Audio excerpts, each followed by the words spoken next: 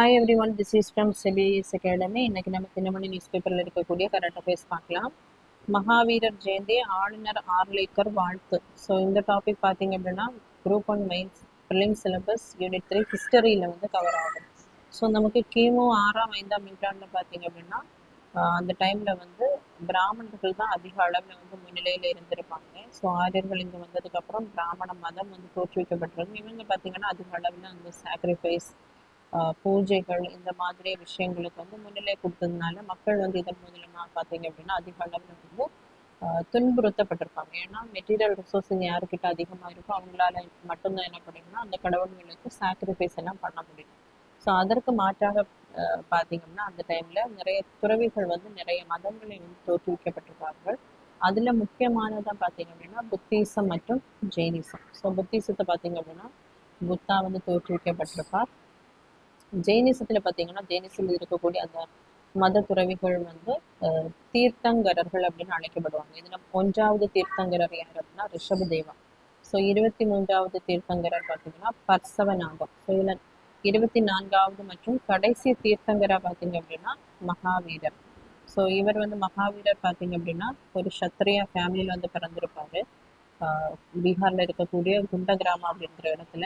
இவருடைய அப்பா வந்து சித்தார்த்தா, அம்மா வந்து த்ரிஷாலா. ஸோ இவர் 30வது வயதுல பார்த்தீங்க அப்படின்னா அந்த அவருடைய அந்த பதவியை வந்து துறந்து விட்டு துறவு வாழ்க்கை 12 வருடம் வந்து துறவு வாழ்க்கையை வந்து வாழ்ந்து ஒரு கேள்வி ஞானத்தை வந்து அடைந்திருப்பார். ஸோ அதுக்கப்புறம் பார்த்தீங்க அப்படின்னா இந்த பிராமணத்தில் இருக்கக்கூடிய அந்த சாக்ரிஃபைஸ் பண்ணக்கூடியது பூஜைகள், பலிகள், இதெல்லாம் முக்கியமானது கிடையாது. உண்மையான பண்பு அப்படிங்கிறது அஹிம்சை, உண்மையான வழியில போறது, ஏதோ திருடாமல் இருக்கக்கூடியது, அமைதியான வழியில் இருக்கக்கூடியது, அதே மாதிரி அந்த சாக்ரிஃபைஸ், அந்த பூஜைகளுக்கு வந்து இம்பார்ட்டன்ஸ் கொடுக்காம இருக்கக்கூடியதுதான் வாழ்க்கை அப்படிங்கிற ஒரு தத்துவத்துல வந்து இவர் வந்து கொண்டு வந்திருப்பாரு. ஸோ இவருடைய அந்த பிறப்பு தினம், அவதரிப்பு தினம் பார்த்தீங்கன்னா மார்ச் 31ஆம் தேதி வந்து அனுசரிக்கப்படுகிறது. ஸோ அதுதான் நம்ம வந்து மகாவீரர் ஜெயந்தி அப்படின்னு என்ன பண்றோம் அப்படின்னா கொண்டாடுகிறோம். ஸோ நெக்ஸ்ட் பார்த்தீங்க அப்படின்னா மக்கள் தொகை கணக்கெடுப்பின் முதல் கட்டம் நாளை தொடக்கம். ஸோ இந்த டாபிக் பார்த்தீங்கன்னா குரூப் 1 ப்ரிலிம்ஸ் சிலபஸ் யூனிட் 5ல பாப்புலேஷன்ல வந்து கவர் ஆகும். ஸோ பாப்புலேஷன் சென்சஸ் வந்து கணக்கெடுப்பு பண்ண போறாங்க. முதல் கட்டம் பார்த்தீங்க அப்படின்னா நாளை வந்து தொடங்கி இருக்கு. ஸோ இதனுடைய பேக்ரவுண்டை பார்த்தீங்க அப்படின்னா முதலாக 1872ஆம் ஆண்டு தான் பார்த்தீங்கன்னா சென்சஸ் வந்து முதலாக இந்தியாவினுடைய அந்த வைஸ்ராய் வந்து லார்டு மாயோவா இருந்திருப்பாரு. அந்த டைம்ல தான் இந்த சென்சஸ் வந்து எடுத்திருப்பாங்க. அதுக்கப்புறமா பார்த்தீங்க அப்படின்னா சிங்க்ரோனஸ் சென்சஸ் வந்து, அதாவது ஒருங்கிணைக்கப்பட்ட எல்லா இடத்துலையும் ஒரே இடத்துல எப்போ வந்து எந்த ஆண்டில் வந்து சென்சஸ் எடுத்திருப்பாங்க அப்படின்னா 1881ஆம் ஆண்டில் வந்து எடுத்திருப்பாங்க. ஸோ அதுக்கப்புறம் பார்த்தீங்கன்னா 10 வருடத்திற்கு ஒரு வாட்டி என்ன பண்ணுவாங்க, இந்த பாப்புலேஷன் சென்சஸை வந்து கணக்கிடுவாங்க. ஸோ 2021ஆம் ஆண்டில் எடுக்கப்பட வேண்டிய அந்த சென்சஸ் பார்த்தீங்க அப்படின்னா கொரோனா வந்ததுனால இப்போ வந்து டிலே ஆயிருக்கு. ஸோ இதற்கான முதல் கட்ட பணிதான் பார்த்தீங்கன்னா நாளை வந்து தொடங்க இருக்கு.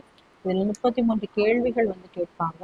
ஸோ இதில் வந்து வீடுகள் கணக்கெடுக்கக்கூடிய அந்த பணி வந்து இதில் வந்து நடைபெறும். பட்டியலிடுதல் மற்றும் வீடுகள் கணக்கெடுப்பு பணி வந்து நடைபெறும் ஏப்ரல் 1லிருந்து செப்டம்பர் 30ஆம் தேதி வரைக்கும். அதுக்கப்புறமா 2ஆம் கட்ட கணக்கெடுப்பு பார்த்தீங்க அப்படின்னா 2027 பிப்ரவரியிலிருந்து கணக்கிடப்படும். ஸோ இது இந்த தடவை பார்த்தீங்கன்னா இந்த கேஸ்ட் கணக்கெடுப்பும் இதுக்கு இருப்பாங்க.